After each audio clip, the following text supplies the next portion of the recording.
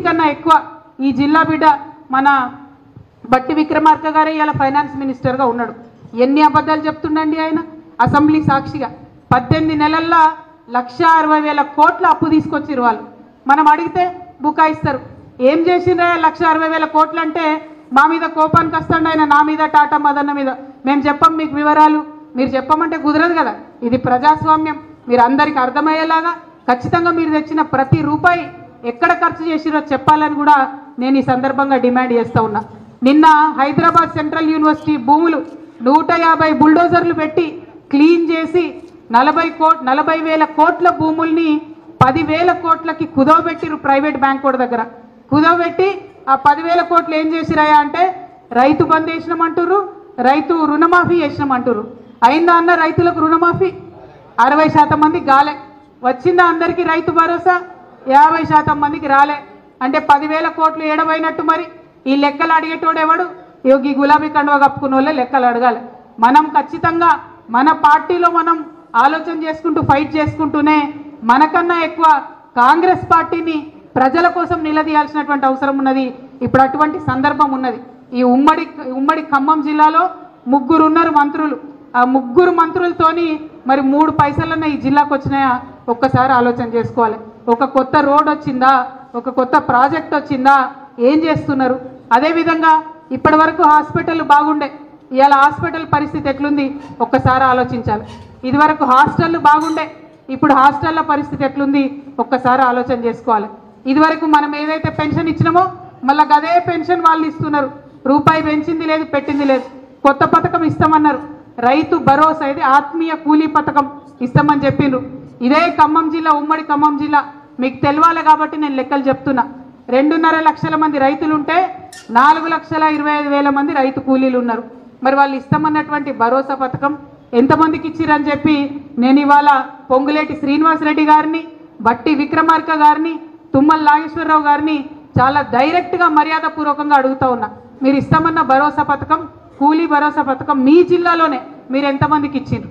ఎందుకు ప్రజల్ని మభ్యపెడతా ఉన్నారు? ఎందుకు మోసం చేస్తూ ఉన్నారు? ఈ అంశాలన్నిటి పట్ల కూడా మనం ఉద్యమంలో ఎట్లయితే చురుకుగా ఉన్నామో, ఆనాడు కుట్రలు గమనించడం, ప్రతి ఒక్కటి గమనించడం. మనం లగడపాటి రాజగోపాల్ ఏం మాట్లాడుతుండో గమనించడం, ఆనాడు ఉన్నటువంటి నాయకులు వైఎస్ రాజశేఖర రెడ్డి గారు ఏం మాట్లాడిండో గమనించడం, అప్పుడు ఉన్నటువంటి నాయకులు ఏం మాట్లాడిండో అందరం కూడా గమనించుకున్నాం. మరి ఇవాళ కూడా అదే చేయాలి. వీడు చూడ్డానికి మనోళ్ళలాగా ఉంటాడు, తెలంగాణ వాళ్ళలాగా ఉంటాడు, కానీ పనిచేసే తెలంగాణకు వ్యతిరేకంగా పనిచేస్తున్నారు. ఆ అంశాన్ని దయచేసి గుర్తించాలి. ఇవాళ మన లోపల మనకున్న అనేక సమస్యలకు మీకు కేసీఆర్ గారికి మధ్యలో వారధిగా నేను నిలబడి ఉంటా.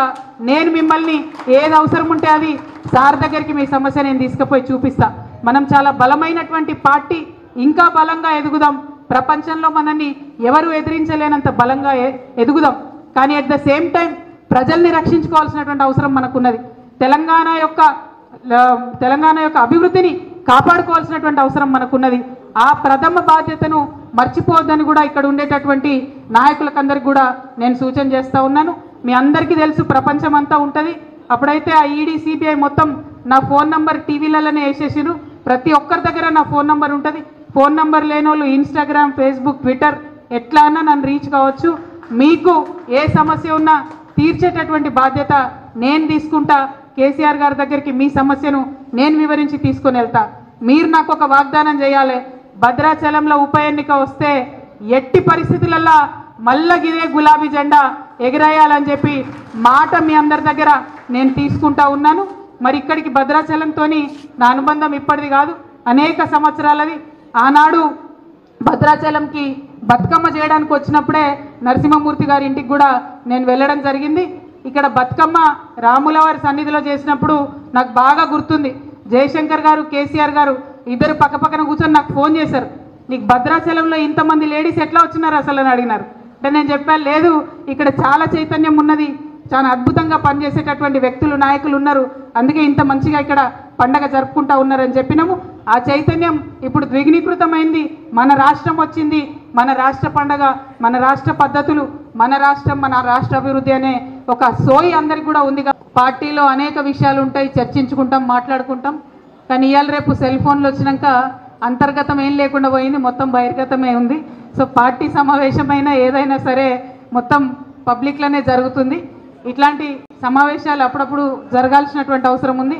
ఎందుకంటే పార్టీలో ఉండేటటువంటి చిన్న చిన్న లోటుపాట్లు ఉంటాయి, సమన్వయ లోపాలు ఉంటాయి, లోకల్గా ఉండేటటువంటి నాయకత్వాలతోని కొంత ఇంకా అగ్రెసివ్గా పనిచేయాల్సినటువంటి అవసరం ఉంటుంది. వాటన్నిటినీ సరిదిద్దుకోవడానికి మరి ఇటువంటి సమావేశాలు ఒక వేదికగా పనిచేస్తాయని చెప్పి నేను మనస్ఫూర్తిగా నమ్ముతా ఉన్నాను. మరి వాళ్ళ ఖమ్మం వస్తున్నాం, భద్రాచలం వస్తున్నాం అంటే, ఖమ్మం అంటే చాలామంది ఉద్యమం లేదు అని అపోహపడుతూ ఉంటారు. వాస్తవానికి 1969లో ఉద్యమం పుట్టిందే ఖమ్మం నుంచి.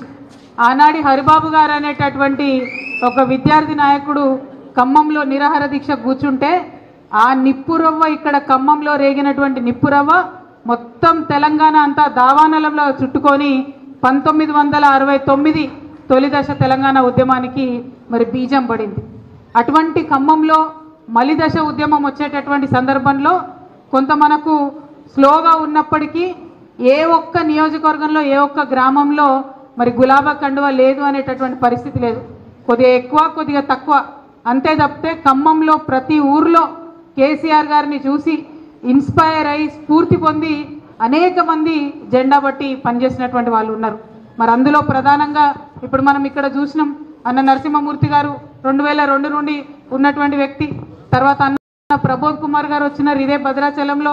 మనం చూసుకుంటే ఆయన సొంత డబ్బులు పెట్టుకొని పనిచేసినటువంటి వ్యక్తి. అట్లా ప్రతి విషయంలో ప్రతి చోట ఒక్కరిద్దరు కాదు